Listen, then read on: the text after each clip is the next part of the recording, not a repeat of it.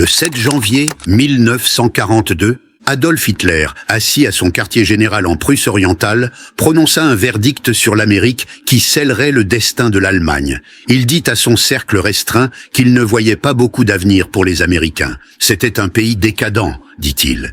Ils avaient leur problème racial et le problème des inégalités sociales. Tout, dans le comportement de la société américaine, révélait qu'elle était à moitié judaïsée et l'autre moitié négrifiée. Comment pouvait-on attendre d'un État comme celui-là qu'il tienne le coup? À 11 000 kilomètres de là, dans un petit bureau de chantier naval à Richmond, en Californie, un industriel de 57 ans du nom de Henry Kaiser dessinait quelque chose sur un papier de notes d'hôtel. Il n'avait jamais construit de navire de sa vie. Il avait construit des barrages, des routes et des ponts. Mais les navires étaient différents. Les navires étaient complexes. Les constructeurs navals établis disaient qu'il fallait 8 mois pour construire un cargo. Kaiser regarda le croquis qu'il avait dessiné et dit à son équipe qu'ils en construiraient un en 4 jours. Hitler croyait que les Américains étaient mous. Kaiser était sur le point de lui prouver qu'il se trompait de façon catastrophique. L'erreur de jugement commença longtemps avant le premier coup de feu. Dans les années précédant la guerre, les renseignements militaires allemands compilèrent des rapports sur la capacité industrielle américaine, la préparation militaire et le caractère national. Les conclusions étaient remarquablement cohérentes. L'Amérique était une nation de hommes d'affaires et de consommateurs, pas de guerriers. Son armée figurait parmi les plus petites du monde en 1939, plus petites que celle du Portugal. Ces usines fabriquaient des automobiles et des réfrigérateurs, pas des chars et des avions. Son peuple était devenu confortable pendant la longue paix et n'avait aucun appétit pour le sacrifice. Les conseillers d'Hitler lui dirent que les prétentions américaines en matière de production de guerre étaient de la propagande. Quand le président Franklin Roosevelt annonça en mai 1940 que les États-Unis produiraient 50 000 avions par an, le haut commandement allemand rejeta cela comme un fantasme. En 1939, la production d'avions militaires américains était inférieure à 3000 avions au total. L'idée que cela puisse augmenter d'un facteur de près de 20 semblait absurde. Hermann Göring, chef de la Luftwaffe et l'un des confidents les plus proches d'Hitler, partageait le mépris de son leader. Göring avait construit l'armée de l'air allemande à partir de rien pour en faire la force d'aviation militaire la plus redoutée d'Europe. Il savait ce qu'il fallait pour produire des avions de combat modernes, l'ingénierie de précision, les alliages spécialisés, la main-d'œuvre qualifiée, les années d'expérience nécessaires pour affiner les méthodes de production. L'Amérique n'avait aucun de ces avantages. L'idée qu'il puisse faire apparaître une force aérienne à partir d'usines automobiles le frappait comme risible. Les généraux allemands avaient combattu les Américains auparavant. La dernière année de la Première Guerre mondiale, les troupes américaines étaient arrivées en France et avaient performé correctement. Mais elles étaient entrées tard, avaient subi des pertes relativement légères par rapport aux puissances européennes et avaient peu contribué à la direction stratégique de la guerre. Le souvenir de ces doughboys verts renforça la croyance que les Américains manquaient de la dureté nécessaire pour un combat soutenu. Albert Speer, qui deviendrait plus tard ministre de l'armement d'Hitler, assista à nombre de ces conversations de dîner sur l'Amérique. Hitler croyait que les Américains n'avaient pas joué un rôle très proéminent dans la guerre de 1094 à 1098. Ils n'avaient pas fait de grands sacrifices de sang. Ils ne résisteraient certainement pas à une épreuve par le feu, car leur qualité de combat était faible. En général, dit Hitler, il n'existait pas de peuple américain en tant qu'unité. Il n'était rien d'autre qu'une masse d'immigrants de nombreuses nations et de nombreuses races. Cette analyse raciale était centrale dans la vision du monde d'Hitler. Il croyait que la force nationale découlait de la pureté et de l'homogénéité raciale. L'Allemagne, avec sa prétendue lignée aryenne, possédait une supériorité inhérente qui se manifesterait sur le champ de bataille. L'Amérique, une nation métisse d'immigrants, de juifs et d'afro-américains, ne pouvait certainement pas égaler l'esprit martial du Volk allemand.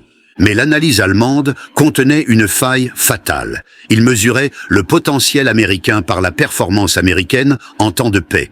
Ils virent une nation qui ne s'était pas mobilisée et conclurent qu'elle ne pouvait pas se mobiliser. Ils virent des usines fabriquant des biens de consommation et supposèrent que ces usines ne pouvaient pas fabriquer d'armes. Ils virent une population diversifiée et crurent que la diversité signifiait la faiblesse. Ils avaient tout faux. La transformation commença avant que l'Amérique n'entre officiellement en guerre. À l'été 1940, avec la France tombée et la Grande-Bretagne assiégée, Roosevelt défia l'industrie américaine d'accomplir ce qu'il appela un miracle de production. Les usines automobiles cesseraient de fabriquer des voitures. Les usines d'appareils cesseraient de fabriquer des réfrigérateurs. Chaque tour, chaque presse, chaque chaîne de montage en Amérique serait convertie à la production de guerre. Ce n'était pas simplement un appel à l'action, c'était une restructuration fondamentale de l'économie américaine. En 1941, plus de 3 millions d'automobiles sortirent des chaînes de montage américaines. Au cours des 4 années suivantes, seulement 139 autres seraient construites.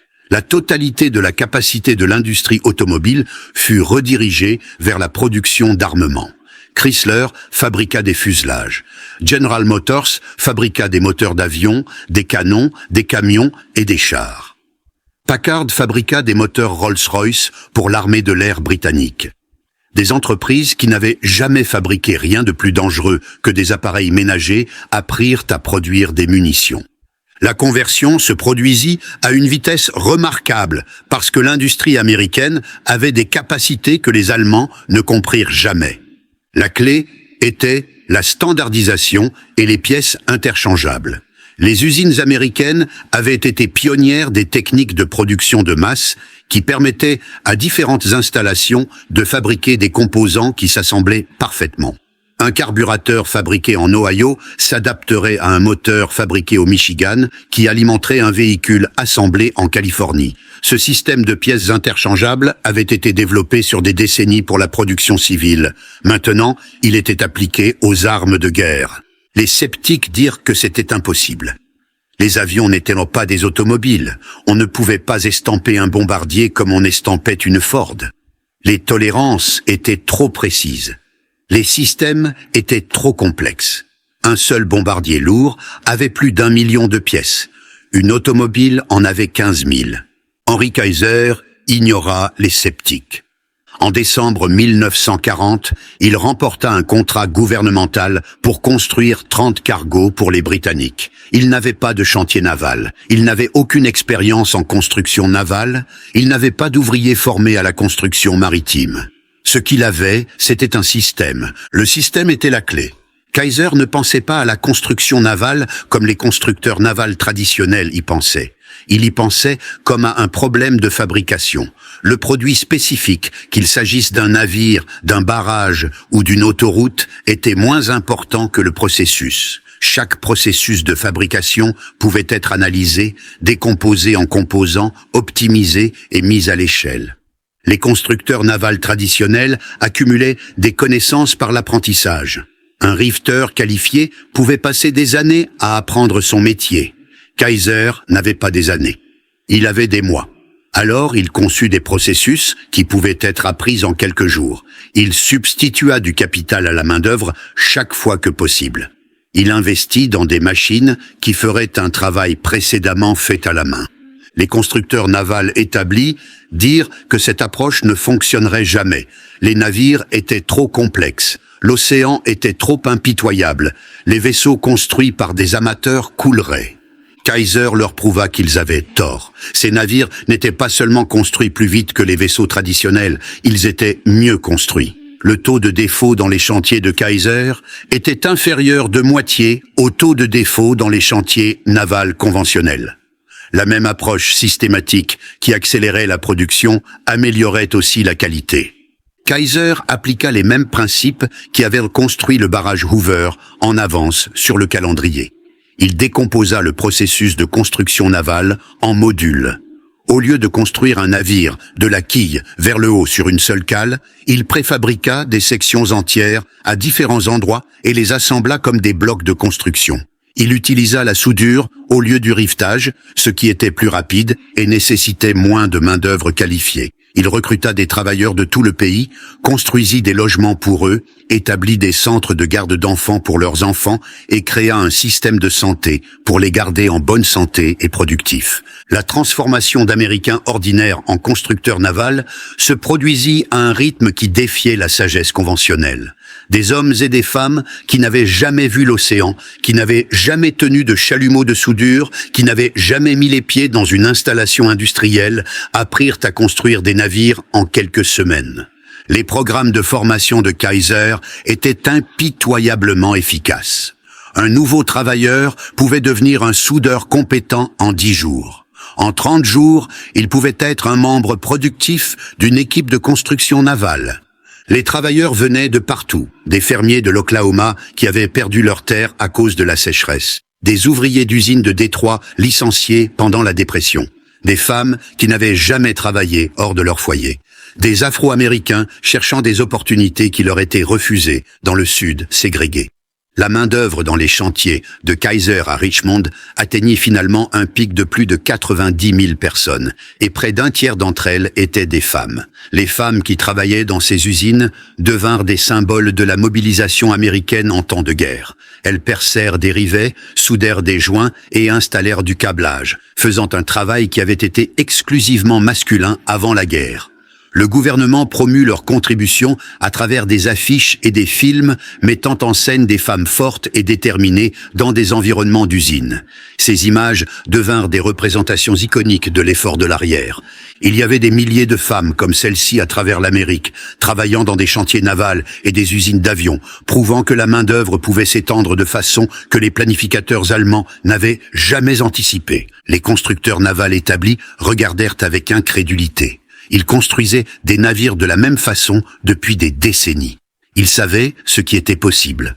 Les méthodes de Kaiser violaient tous les principes de leur métier. Les navires étaient censés être rivetés, pas soudés. La construction était censée se produire sur la cale, pas dans des ateliers de fabrication dispersés. Les travailleurs étaient censés être formés sur des années, pas des semaines. Mais les méthodes de Kaiser fonctionnèrent. En 1941, le temps moyen pour construire un Liberty Ship, le cargo standard de la guerre, était de 230 jours. En 1942, les chantiers de Kaiser avaient réduit cela à 45 jours, puis 30 jours, puis 20 jours.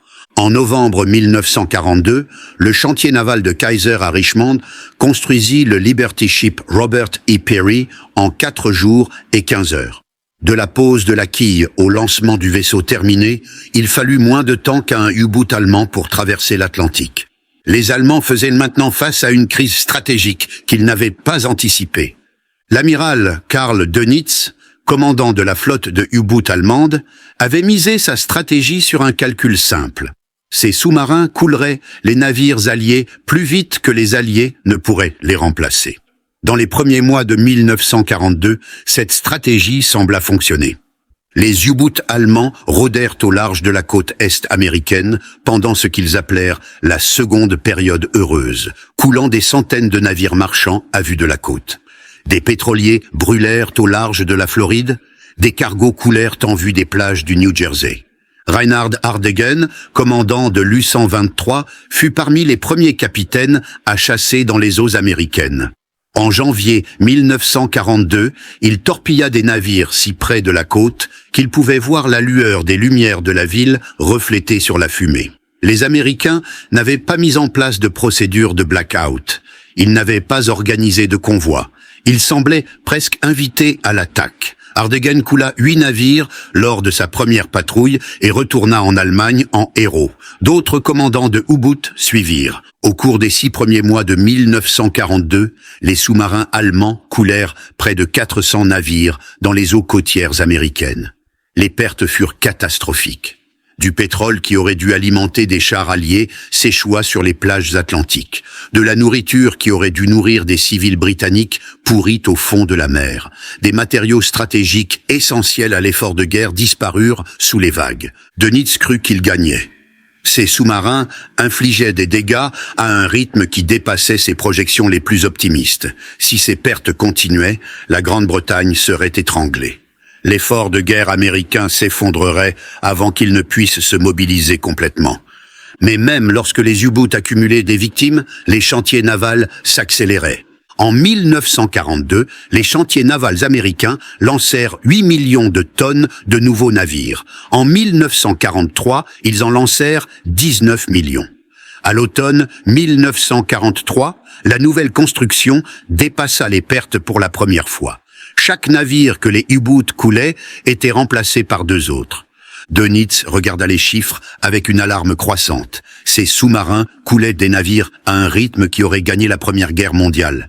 Mais ce n'était pas la Première Guerre mondiale. C'était un conflit contre un ennemi dont la capacité industrielle défiait la compréhension. Le calcul était impitoyable. Dönitz calcula que ces U-boots devaient couler 700 000 tonnes de navires par mois pour étrangler la Grande-Bretagne. En 1942, ils s'en approchèrent. Mais en 1943, les chantiers navals américains à eux seuls lançaient plus d'1 million de tonnes par mois. La cible ne cessait de bouger, toujours reculant, toujours hors de portée. Pire, les Américains apprenaient. Les premiers désastres au large de la côte Est avaient exposé des échecs dans la guerre anti-sous-marine. Des convois furent organisés. Des avions furent déployés pour patrouiller les routes maritimes. De nouvelles technologies comme le radar et un sonar amélioré donnèrent aux défenseurs des avantages qu'ils n'avaient pas eus. En mai 1943, Dönitz fut forcé de retirer ses U-boots de l'Atlantique. En un seul mois, 43 sous-marins avaient été perdus. Le tonnage qu'ils coulèrent ne justifia plus les pertes qu'ils subirent. La bataille de l'Atlantique, que l'Allemagne devait gagner pour étrangler la Grande-Bretagne, était perdue. Les équipages de U-boots qui survécurent au désastre de mai retournèrent en France occupés sous le choc. Ils étaient partis en mer croyant qu'ils gagnaient. Ils revinrent au port comprenant qu'ils avaient perdu. Les convois sans fin qu'ils avaient chassés naviguaient maintenant avec des escortes qu'ils ne pouvaient pas pénétrer. Les avions alliés qui avaient autrefois été rares semblaient maintenant être partout. La supériorité technologique dont les sous-marins allemands avaient joui était partie. Ce qui se passa en mer fut répliqué dans les airs. L'usine Ford Motor Company Willow Run, à l'extérieur de Détroit, devint le symbole de la puissance industrielle américaine. Conçue par le célèbre architecte industriel Albert Kahn, l'installation couvrait 330 000 mètres carrés. 330 000 mètres carrés, ce qui en faisait la plus grande usine sous un seul toit au monde. Son but était de produire en masse le B-24 Liberator, un bombardier lourd à 4 moteurs, plus complexe que tout ce que Ford avait jamais fabriqué. Les défis était immense. Le B-24 avait plus d'1 million de pièces et plus de 300 000 rivets de 550 tailles différentes. Il nécessitait une ingénierie de précision que l'industrie automobile n'avait jamais tentée. Le chef de production de Ford, Charles Sorensen, étudia les méthodes du constructeur aéronautique Consolidated et les trouva primitives. Les bombardiers étaient assemblés à l'extérieur à la main en utilisant des techniques qui n'avaient pas changé depuis des décennies. Sorensen proposa quelque chose de révolutionnaire. Il construirait des bombardiers sur une chaîne de montage mobile, exactement comme des automobiles. Les critiques appelèrent l'idée insensée. Dutch Kindleberger, président de North American Aviation, se moqua en disant qu'on ne pouvait pas s'attendre à ce qu'un forgeron fabrique une montre du jour au lendemain. Le scepticisme n'était pas déraisonnable. La fabrication d'avions était fondamentalement différente de la production automobile. Une voiture pouvait avoir des variations mineures et fonctionner parfaitement. Un avion avec des variations mineures pouvait tomber du ciel. Les tolérances étaient mesurées en millièmes de pouce. Les matériaux étaient des alliages exotiques qui se comportaient différemment de l'acier automobile. Les systèmes hydrauliques, électriques, pneumatiques devaient fonctionner en parfaite harmonie à 7500 mètres d'altitude et à des températures sous zéro. Ford lutta initialement. Le gouvernement ne cessait de modifier la conception de l'avion, ce qui perturbait la chaîne de montage. Les travailleurs durent apprendre des compétences entièrement nouvelles. La presse se moqua de l'installation, l'appelant « Will it run ?» Est-ce qu'il va marcher au lieu de « Willow Run ?» Le sénateur Harry Truman enquêta sur les retards et questionna publiquement si Ford pouvait tenir ses promesses. Les problèmes étaient réels. Consolidated Aircraft, qui avait conçu le B-24, ne cessait d'apporter des modifications basées sur l'expérience du combat. Chaque changement obligeait Ford à réoutiller sa chaîne de montage. Des matrices qui avaient coûté des milliers de dollars devenaient obsolètes du jour au lendemain. Des travailleurs qui avaient maîtrisé un processus devaient être recyclés pour un autre. La réponse de Ford fut typiquement obstinée. La compagnie assigna 200 ingénieurs à travailler 24 heures sur 24 pour convertir les croquis dessinés à la main de Consolidated en spécifications de fabrication précises. Ils produisirent 8 kilomètres de dessins techniques par jour. Lorsque les modifications de Consolidated rendaient les dessins obsolètes avant même qu'ils ne puissent être implémentés, les ingénieurs de Ford recommencèrent sans se plaindre. La compagnie décentralisa aussi la production. Au lieu de construire des avions entiers à Willow Run, Ford créa un réseau de sous-traitants qui fabriquaient des composants qui étaient ensuite expédiés à l'usine principale pour l'assemblage final. Les moteurs venaient de Buick à Flint. Les hélices venaient de Hamilton Standard dans le Connecticut. Les trains d'atterrissage venaient de Goodyear dans l'Ohio. La logistique seule aurait été impossible pour toute organisation qui n'avait pas passé des décennies à maîtriser la gestion de la chaîne d'approvisionnement. En 1944, les problèmes étaient résolus. Willow Run produisait un B-24 toutes les 63 minutes. Au pic de production en avril 1944, l'usine sortit 453 bombardiers en un seul mois. Entre le 24 et le 26 avril de cette année-là, 100 bombardiers complets quittèrent Willow Run en seulement 72 heures.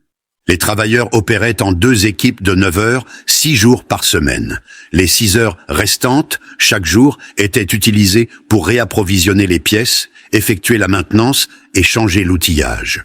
Même avec ce planning implacable, la main-d'œuvre fut réduite de 42 000 à 17 000 à mesure que l'efficacité s'améliorait. Le même nombre de bombardiers nécessita de moins en moins de travailleurs pour être produits. Les Army Air Force durent finalement dire à Ford de ralentir. Ils n'avaient nulle part où garer tous les avions. Les zones de stockage des bases d'entraînement débordaient de B-24 en attente d'équipage. La capacité de production dépassait la capacité militaire à déployer les avions. Pendant ce temps, la production américaine d'avions dans son ensemble atteignit des chiffres que le haut commandement allemand avait déclarés impossibles.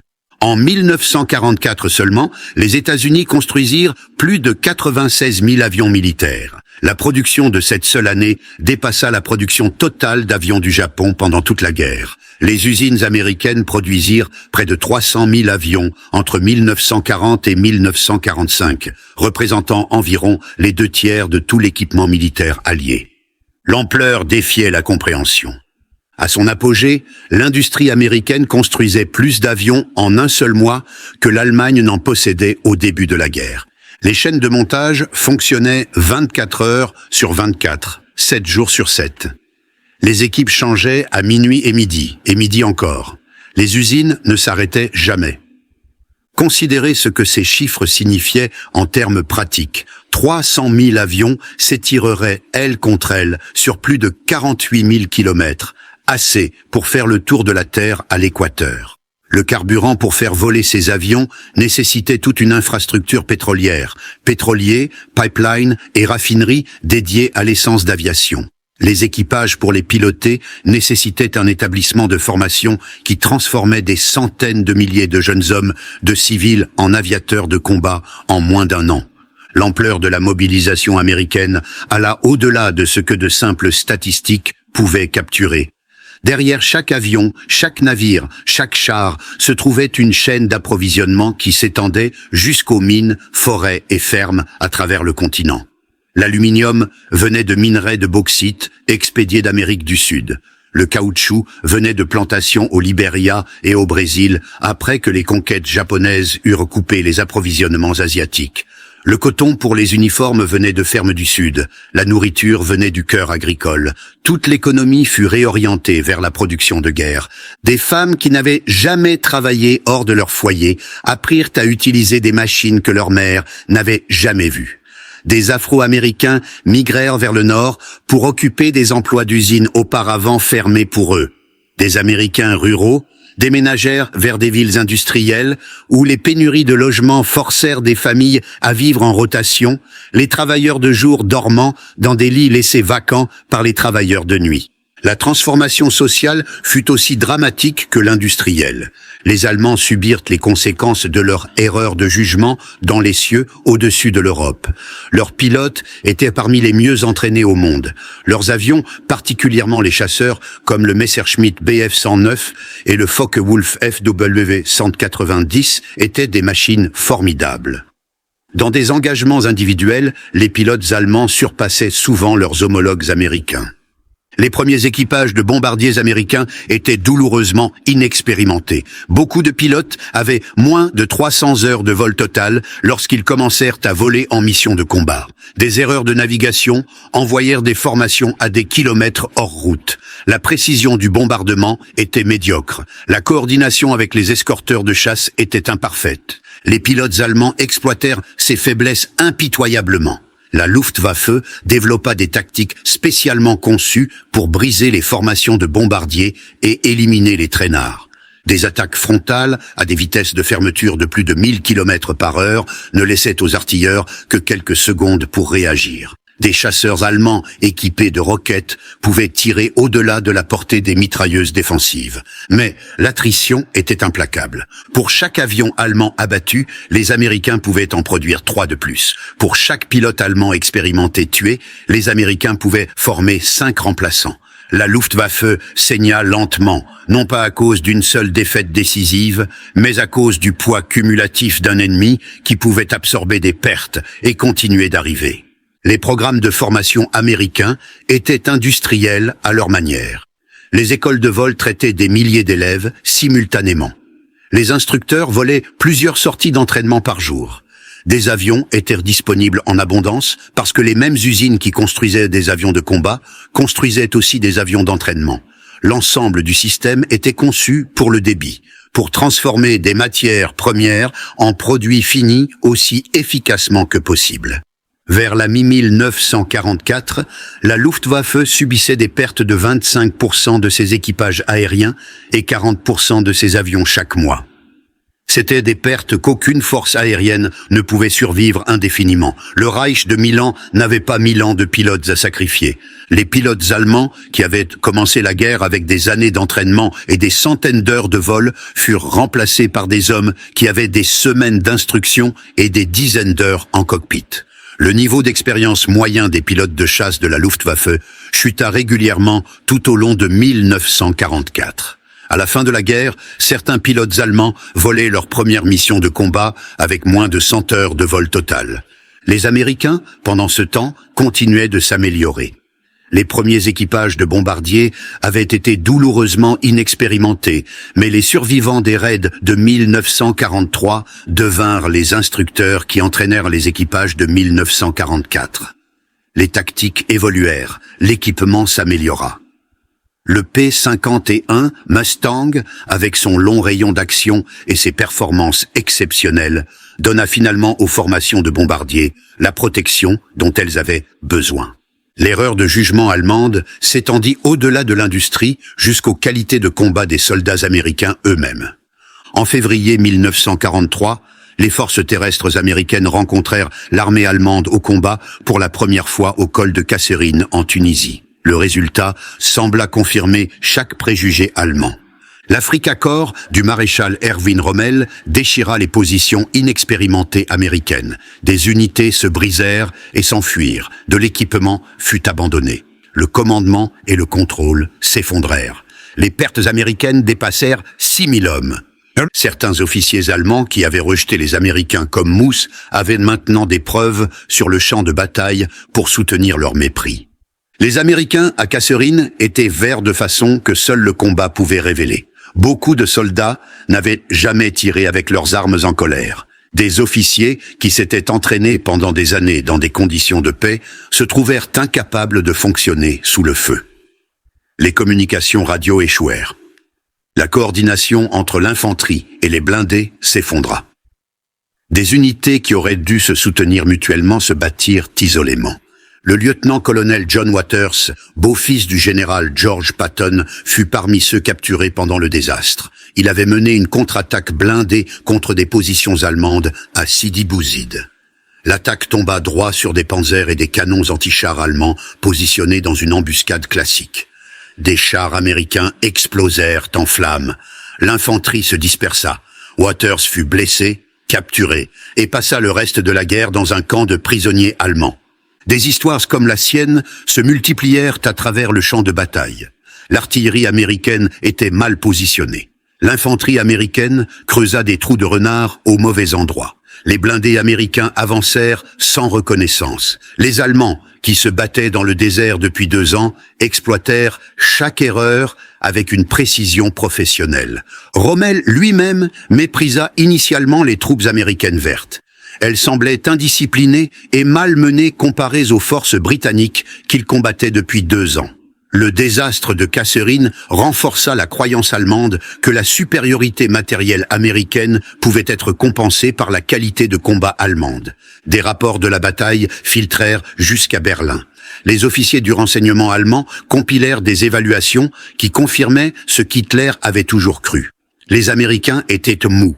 Leur équipement était abondant, mais leurs soldats étaient faibles. L'esprit martial allemand triompherait de la puissance industrielle américaine. Mais Rommel était un trop bon général pour laisser les impressions initiales se durcir en suppositions permanentes. Il regarda ce qui se passa après Kasserine, et ce qu'il vit le troubla. Les Américains se rétablirent avec une vitesse stupéfiante. En quelques semaines après le désastre, ils réorganisèrent leurs forces, relevèrent les commandants incompétents et mirent en œuvre de dures leçons apprises. Le général George Patton prit le commandement du 2e corps démoralisé et le transforma par la seule force de sa volonté. Les tactiques s'améliorèrent. La coordination entre infanterie, blindés et artillerie se resserra. Le soutien aérien devint plus efficace. Patton était une force de la nature. Il descendit sur le 2e corps comme un orage, exigeant de la discipline, punissant la négligence et poussant ses hommes à des standards qu'ils n'avaient jamais atteints auparavant. Des soldats qui avaient traversé le désastre de Kasserine en traînant les pieds se retrouvèrent à polir le laiton, à se tenir au garde-à-vous et à s'entraîner plus dur qu'ils ne l'avaient jamais fait dans leur vie. Mais Patton fit plus qu'imposer de la discipline. Il étudia pourquoi les Américains avaient échoué et mit en œuvre des corrections spécifiques. Les observateurs d'artillerie avancés furent repositionnés. Les tactiques de chars furent révisées. L'infanterie apprit à coordonner plus étroitement avec les blindés. Les leçons de Kasserine furent analysées, documentées et diffusées. L'armée américaine possédait un engagement institutionnel à apprendre de l'échec que les Allemands ne reconnurent pas. Après Kasserine, le commandant des forces terrestres de l'armée, le lieutenant-général Leslie McNair, mena un examen complet de ce qui avait mal tourné. Ses conclusions furent renvoyées dans les camps d'entraînement à travers les États-Unis, où elles façonnèrent la préparation des divisions qui n'avaient pas encore été déployées. Les erreurs de février 1943 devinrent le programme de mars 1943. Rommel consigna plus tard ses observations. La conduite tactique de la défense ennemie avait été de première classe, écrivit-il. Ils s'étaient rétablis très rapidement après le premier choc et avaient rapidement réussi à endiguer notre avance. Contrairement à beaucoup de généraux allemands, Rommel ne commit pas l'erreur de sous-estimer la vitesse à laquelle les Américains apprenaient de leurs échecs. Karl Odest, un historien qui étudia les papiers de Rommel, nota que le renard du désert observa quelque chose d'important sur les forces américaines après Kasserine. Les choses s'étaient rapidement améliorées pour eux, écrivit Rommel. Bien que nous ayons dû attendre l'armée de Patton en France pour voir l'exploit le plus étonnant en guerre mobile, même après le désastre initial, Rommel reconnut qu'il regardait un adversaire qui ne ferait que s'améliorer. En mai 1943, 3 mois après Kasserine, la guerre en Afrique du Nord était terminée. 275 000 soldats allemands et italiens marchèrent dans des cages de prisonniers de guerre, plus qu'à Stalingrad. Les Américains qui avaient paniqué à Kasserine faisaient maintenant partie des vainqueurs. La vitesse du rétablissement américain choqua les commandants allemands qui s'attendaient à une période plus longue de démoralisation.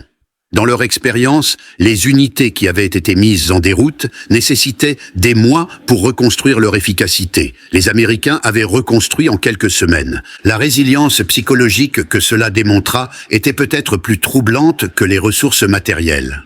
Des prisonniers allemands capturés en Tunisie rapportèrent leur surprise face à la logistique américaine. Les soldats américains qu'ils combattaient semblaient avoir des munitions illimitées, du carburant illimité, de la nourriture illimitée. Quand les unités allemandes manquaient de fournitures, elles devaient improviser. Quand les unités américaines manquaient, des fournitures de remplacement arrivaient en quelques jours. La leçon était claire pour les officiers du renseignement allemand qui analysèrent la campagne nord-africaine. La supériorité matérielle pouvait compenser l'inexpérience. Les Américains avaient été surclassés à Kasserine, mais ils n'avaient jamais été surproduits. Tant que les usines américaines continueraient de fonctionner, les armées américaines continueraient de se battre. La question était de savoir si l'Allemagne pouvait gagner assez vite pour rendre le différentiel de production sans importance. Après la Tunisie, cette question avait une réponse. Il ne le pouvait pas. Le schéma se répéta tout au long de la guerre. Les forces américaines trébuchèrent initialement, apprirent rapidement et s'améliorèrent continuellement. Les mêmes troupes qui avaient fui devant les chars allemands en Tunisie prendraient d'assaut les plages de Normandie et se battraient à travers la France. Les mêmes pilotes qui avaient été déjoués par des vétérans expérimentés de la Luftwaffe finiraient par balayer l'armée de l'air allemande du ciel. Cette capacité d'adaptation était intégrée aux institutions américaines.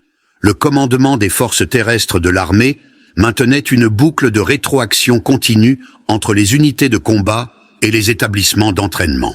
Les rapports d'après-action du front étaient analysés en quelques semaines et incorporés dans des programmes de formation révisés. La doctrine était mise à jour sur la base de l'expérience du champ de bataille. L'équipement était modifié pour résoudre des problèmes identifiés par les soldats au combat. Le système n'était pas élégant. Il était souvent chaotique. Différentes unités développèrent différentes solutions à des problèmes similaires. La coordination entre les branches de service était imparfaite, mais le chaos était productif. Les idées qui fonctionnaient survivaient et se répandaient. Les idées qui échouaient étaient abandonnées. L'organisation dans son ensemble devenait plus efficace, même lorsque des composants individuels luttaient. La culture militaire allemande, en revanche, s'était figée autour de doctrines fixes et de loyauté personnelle. L'initiative était découragée. L'échec était souvent fatal pour les carrières. La même rigidité qui avait produit les brillantes victoires précoces devint un handicap lorsque les circonstances changèrent. La Wehrmacht pouvait exécuter des plans avec une efficacité dévastatrice, mais elle avait du mal à s'adapter lorsque ces plans tournaient mal. Hitler rendit cette rigidité pire. Il interféra constamment dans les opérations militaires, annulant ses généraux sur la base de l'intuition plutôt que de l'analyse. Les commandants apprirent que contredire le Führer mettait fin à leur carrière au mieux et était potentiellement fatal. Les évaluations honnêtes qui auraient pu corriger la stratégie allemande furent supprimées au profit de rapports qui disaient à Hitler ce qu'il voulait entendre. Le contraste entre les cultures organisationnelles américaines et allemandes était le plus frappant dans le traitement de l'échec. Quand les commandants américains échouaient, ils étaient remplacés, mais ils étaient rarement punis. Le général Lloyd Fredendall, qui avait commandé le désastre du col de Kasserine, fut relevé de son commandement, mais renvoyé aux États-Unis pour entraîner de nouvelles troupes. Son expérience, même ratée, était considérée comme précieuse. Quand les commandants allemands échouaient, ils risquaient non seulement leur carrière, mais leur vie. Après la tentative d'assassinat de juillet 1944, la paranoïa d'Hitler s'intensifia. Des généraux suspectés de déloyauté furent exécutés. Même le succès ne garantissait pas la sécurité s'il venait au prix d'une contradiction des ordres d'Hitler. Cela créa une culture de conformité au pire moment possible. Des officiers allemands qui reconnaissaient l'impossibilité de leur situation stratégique ne disaient souvent rien parce que parler honnêtement était trop dangereux. L'information qui atteignait Hitler était filtrée à travers des couches de gens qui lui disaient ce qu'il voulait entendre plutôt que ce qu'il avait besoin de savoir. Les généraux allemands qui avaient rejeté la qualité de combat américaine à Kasserine n'ajustèrent jamais pleinement leurs évaluations. Ils attribuèrent le succès américain à l'abondance matérielle seule, refusant de reconnaître l'apprentissage organisationnel qui rendait cette abondance efficace. Ils continuèrent à croire que l'esprit martial allemand pouvait surmonter l'industrie américaine, même lorsque les armées américaines les repoussaient à travers la France, à travers le Rhin, et jusque dans le cœur de l'Allemagne elle-même. Quand le D-Day arriva en juin 1944, les commandants allemands en France furent surpris par l'ampleur de la force d'invasion. Plus de 156 600 soldats alliés débarquèrent le premier jour, soutenus par près de 7 000 navires et 11 000 avions. La logistique nécessaire pour déplacer cette force à travers la Manche et la ravitailler sur des rives hostiles représentait un exploit organisationnel que les planificateurs allemands avaient considéré impossible. Le rôle américain dans l'invasion était écrasant. L'équipement qui soutenait l'assaut, les péniches de débarquement, les avions de transport, les chars et camions qui avancèrent à l'intérieur des terres depuis les plages, venaient largement d'usines américaines. Les navires qui bombardèrent les positions allemandes étaient construits dans des chantiers américains. Les avions qui dominaient les cieux étaient produits sur des chaînes de montage américaines. Les défenseurs allemands combattirent avec une ténacité caractéristique. Dans certains secteurs, ils infligèrent de lourdes pertes aux attaquants, mais ils furent submergés par le simple volume d'hommes et de matériel que les Alliés apportaient au combat. Quand une compagnie d'infanterie américaine rencontrait une position défendue, elle appelait un soutien d'artillerie.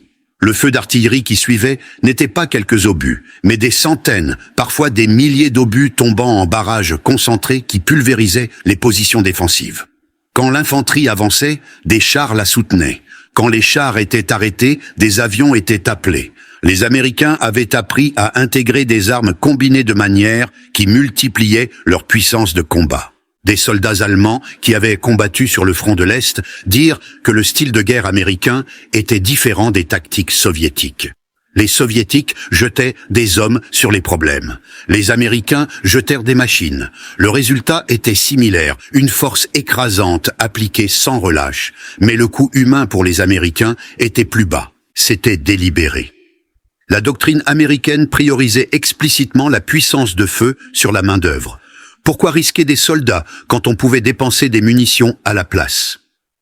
L'erreur de jugement d'Hitler eut des conséquences qui se répercutèrent à tous les niveaux de la stratégie allemande. Parce qu'il croyait que l'Amérique n'interviendrait pas efficacement, il déclara la guerre aux États-Unis 4 jours après Pearl Harbor, amenant dans le conflit un ennemi qu'il n'avait pas besoin de combattre. Parce qu'il croyait que l'industrie américaine ne pouvait pas tenir ses promesses, il permit à la campagne des U-Boats de continuer longtemps après qu'elle eût cessé d'être viable stratégiquement. Parce qu'il croyait que les soldats américains étaient mous, il ne renforça pas adéquatement le front de l'Ouest jusqu'à ce qu'il soit trop tard. La déclaration de guerre à l'Amérique en décembre 1941 reste l'une des décisions stratégiques les plus inexplicables du XXe siècle.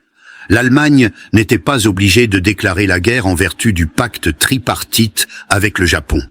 Cet accord exigeait une défense mutuelle seulement si un partenaire était attaqué, pas si un partenaire attaquait les autres. Hitler aurait pu rester neutre envers l'Amérique pendant que le Japon combattait dans le Pacifique. Ses conseillers le firent remarquer. Le ministre des Affaires étrangères, Joachim von Ribbentrop, rappela à Hitler qu'une déclaration de guerre ajouterait un autre ennemi sans bénéfice correspondant. Mais Hitler rejeta l'inquiétude. Il croyait que la guerre avec l'Amérique était inévitable et que l'Allemagne ferait aussi bien de frapper la première. Plus important encore, il ne croyait pas que l'Amérique comptait. Une nation de métèques raciaux, divisée par les classes et corrompue par l'influence juive, ne pouvait certainement pas affecter l'issue de la guerre.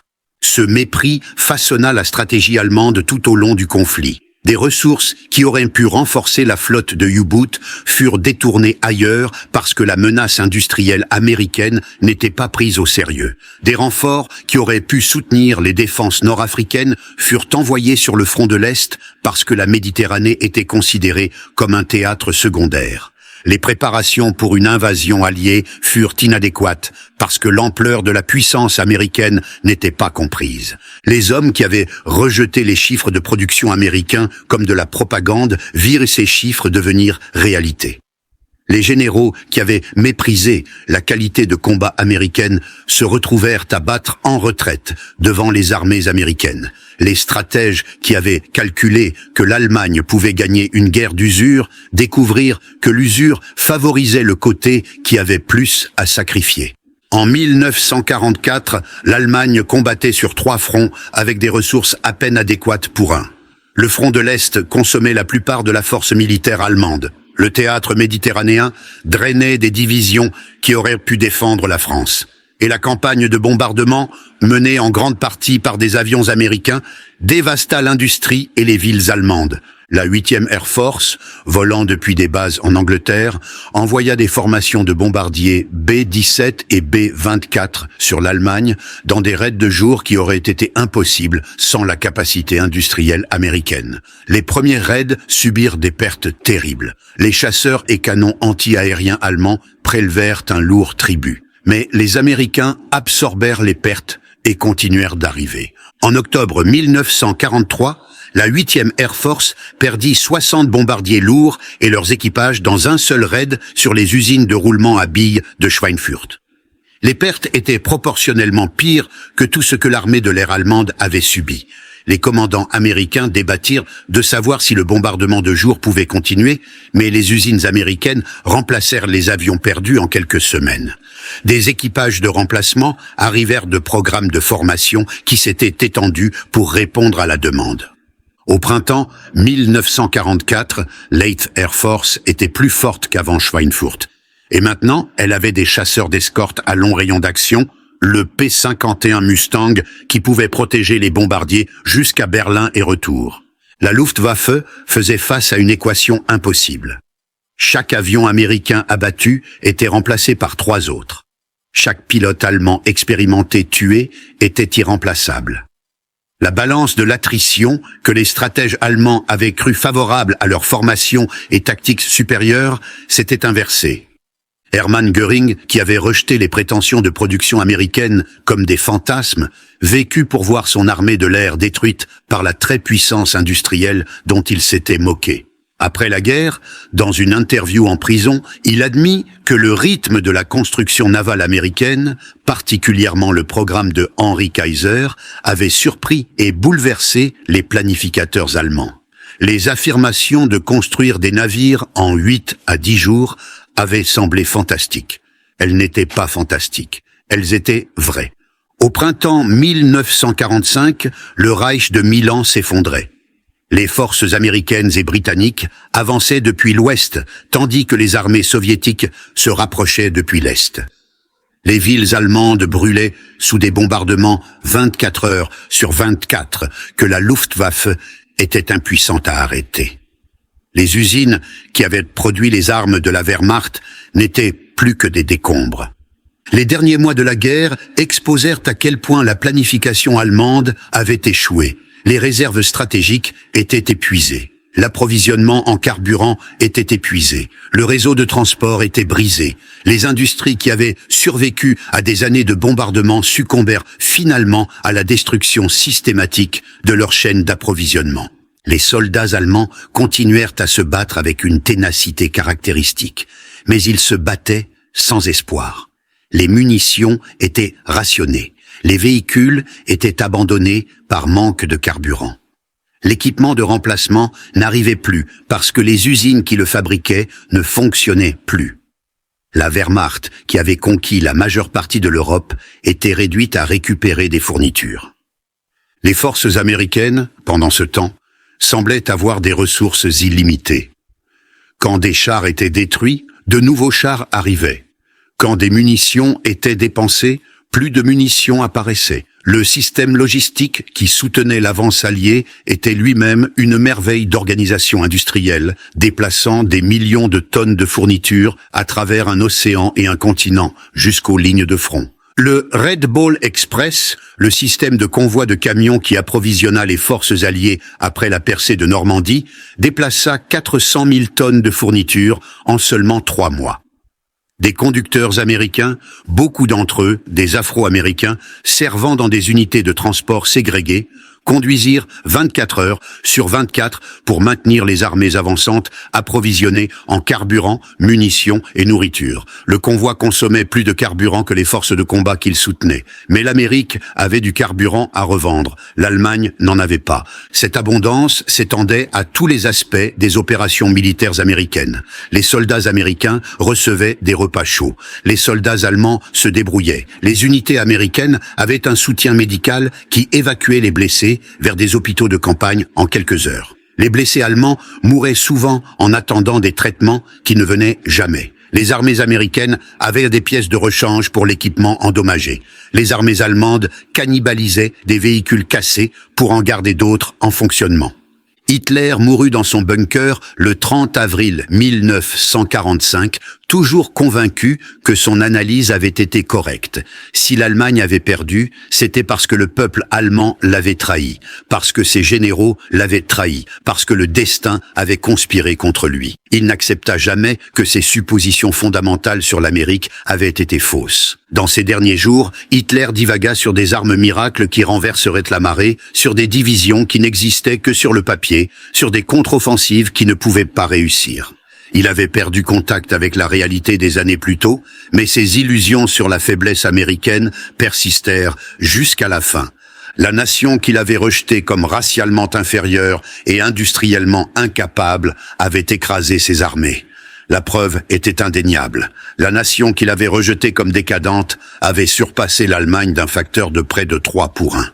Le peuple qu'il avait appelé mou s'était battu avec détermination et férocité à travers 2 océans. La capacité industrielle dont il s'était moqué comme de la propagande avait enterré la Wehrmacht sous une avalanche d'acier et d'explosifs. Les statistiques racontaient l'histoire. L'industrie américaine fournit presque les 2/3 de tout l'équipement militaire allié produit pendant la guerre. 297 000 avions, 86 000 chars, 193 000 pièces d'artillerie, 2 millions de camions de l'armée. Les chiffres n'étaient pas de la propagande, ils étaient la réalité. Henri Kayser ne devint pas un nom connu après la guerre. Il retourna à l'industrie privée, construisant finalement des hôpitaux, des automobiles et des lotissements. Les chantiers navals qui avaient lancé un navire tous les quelques jours furent démantelés ou convertis à la production en temps de paix. Les travailleurs qui avaient accompli ce que les experts établis disaient impossible retournèrent à des emplois ordinaires. L'usine Willow Run, qui avait produit plus de bombardiers que l'Allemagne ne pouvait en abattre, fut vendue à d'autres fabricants. Pendant des décennies, elle fabriqua des automobiles au lieu d'avions. Les chaînes de montage, qui avaient sorti des B-24 Liberator toutes les 63 minutes, furent reconfigurées pour la production civile. Au moment où General Motors ferma l'installation en 2010, peu se souvenaient de ce qui s'y était passé pendant la guerre. Les hommes et les femmes qui avaient construit l'arsenal de la démocratie se dispersèrent pour retourner à leurs vies ordinaires. Les soudeurs retournèrent dans des fermes et des usines. Les riveteuses devinrent des femmes au foyer et des enseignantes. Les travailleurs qui avaient accompli des miracles de production que les renseignements allemands rejetèrent comme impossibles tombèrent dans l'anonymat. Mais certains s'en souvinrent. Charles Sorensen, le cadre de Ford, qui avait conçu la chaîne de montage de Willow Run, écrivit des mémoires documentant ce que ses équipes avaient accompli. Les travailleurs des chantiers navals de Kayser formèrent des associations de retrouvailles qui se réunirent pendant des décennies après la guerre. Les femmes qui travaillèrent dans des usines à travers l'Amérique furent finalement honorées avec le Rosie the Riveter World War II Homefront National Historical Park établi sur le site des chantiers navals de Richmond en 2000. La leçon de ce qu'ils accomplirent ne devrait pas être oubliée. L'erreur de jugement allemande sur l'Amérique n'était pas simplement un échec du renseignement, c'était un échec de l'imagination. La direction allemande regarda l'Amérique et vit ce qu'elle s'attendait à voir. Une nation molle, divisée, indisciplinée, inadaptée à la guerre. Elle ne vit pas ce qui existait réellement, un géant endormi avec une capacité industrielle, un talent organisationnel et une détermination humaine qui s'avérerait impossible à arrêter une fois réveillé. Isoroku Yamamoto, l'amiral japonais qui planifia l'attaque de Pearl Harbor, comprit ce que les Allemands ne comprirent pas. Il avait étudié en Amérique et connaissait ses capacités. Après Pearl Harbor, il avertit, dit-on, que le Japon avait réveillé un géant endormi et l'avait rempli d'une terrible détermination. L'Allemagne n'eut jamais d'équivalent voie de prudence parce que l'Allemagne ne prit jamais l'Amérique assez au sérieux pour l'étudier soigneusement. Les usines qui construisirent les Liberty Ships et les bombardiers B-24 ont été pour la plupart démolies. Les travailleurs qui les ont occupés sont passés dans l'histoire. La guerre qu'ils ont aidé à gagner a pris fin il y a 8 décennies. Mais l'histoire importe parce que l'erreur de jugement coûte encore des vies. Les nations sous-estiment encore leurs adversaires. Les dirigeants confondent encore leurs suppositions avec la réalité. Le haut commandement allemand crut ce qu'il voulait croire sur l'Amérique, et cette croyance mena à une erreur de calcul catastrophique. Les racines de l'erreur de jugement allemande étaient profondes. L'idéologie nazie enseignait que la pureté raciale était le fondement de la force nationale. L'Amérique, avec sa population immigrée et ses citoyens afro-américains, semblait réfuter cette thèse par sa simple existence. Si la vision raciale nazie était correcte, l'Amérique aurait dû être faible. Par conséquent, les dirigeants allemands se convainquirent que l'Amérique devait être faible. C'était l'erreur fondamentale. Les stratèges allemands commencèrent avec leurs conclusions et travaillèrent à rebours pour trouver des preuves qui les soutenaient. Ils notèrent la préparation insuffisante de l'Amérique en 1939 et conclurent que les Américains ne pouvaient pas se préparer. Ils observèrent la diversité américaine et conclurent que les Américains ne pouvaient pas s'unifier. Ils virent le confort américain et conclurent que les Américains ne pouvaient pas se sacrifier. Chaque conclusion était fausse. Les Américains se préparèrent plus vite que quiconque ne le croyait possible. Les Américains s'unifièrent autour de l'effort de guerre avec une solidarité remarquable. Les Américains se sacrifièrent de façon qui aurait semblé impensable avant Pearl Harbor. Mais la direction allemande ne put pas voir cela parce que le voir aurait nécessité d'abandonner des suppositions centrales à sa vision du monde. L'histoire ne se répète pas, mais elle rime.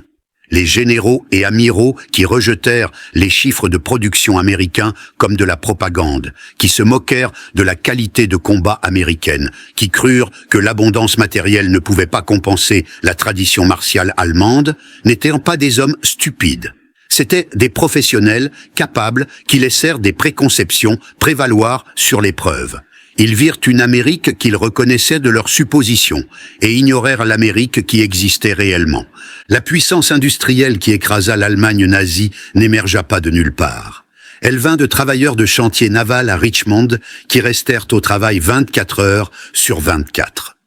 De travailleurs de chaînes de montage à Willow Run qui construisirent des avions plus vite que quiconque ne le croyait possible. De fermiers, de commerçants et d'enseignants qui mirent des uniformes et apprirent à se battre. Ce n'étaient pas des surhommes, c'était simplement des gens ordinaires qui firent des choses extraordinaires quand les circonstances l'exigèrent. Les femmes au foyer qui devinrent soudeuses n'avaient jamais imaginé travailler dans des usines. Les fermiers qui devinrent soldats n'avaient jamais imaginé traverser des océans pour se battre. Les bureaucrates qui devinrent officiers logistiques n'avaient jamais imaginé déplacer des millions de tonnes de fournitures à travers des continents. Ils firent ces choses quand même. Ils apprirent des compétences qu'ils n'avaient jamais possédées. Ils endurèrent des épreuves qu'ils n'avaient jamais anticipées. Ils accomplirent des exploits que les experts dirent impossibles. Et quand la guerre fut finie, la plupart d'entre eux retournèrent à des vies ordinaires et ne parlèrent jamais beaucoup de ce qu'ils avaient fait.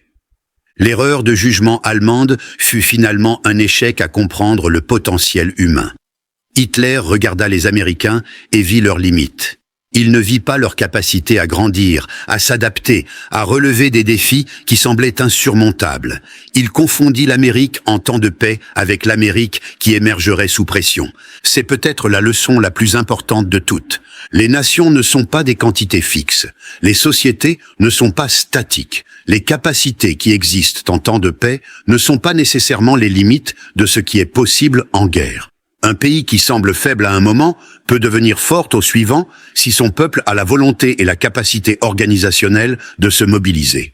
L'Allemagne avait construit son armée sur des années de préparation. La Wehrmacht, qui envahit la Pologne en 1939, était le produit de décennies de planification, d'entraînement et d'investissement. Les stratèges allemands supposèrent que cette avance était décisive, qu'aucune nation ne pourrait combler l'écart assez rapidement pour compter. Ils avaient tort. L'Amérique combla l'écart en quelques mois. Non pas en égalant la qualité allemande, ce qui aurait pris des années, mais en submergeant la quantité allemande par l'abondance américaine. L'approche américaine était différente de l'approche allemande, moins élégante, moins raffinée, mais finalement plus efficace. Hitler regarda l'Amérique et vit un pays décadent qui ne pouvait pas tenir le coup. Il regardait la mauvaise Amérique. L'Amérique qui comptait n'était pas l'Amérique de ses préjugés. C'était l'Amérique qui construisit des navires en quelques jours et des bombardiers en quelques heures, qui prit des recrues brutes et en fit des soldats de combat en quelques mois, qui absorba des défaites, en tira des leçons et revint plus forte. Cette Amérique, la vraie Amérique, était désordonnée, chaotique et inefficace selon les standards allemands, mais elle gagna.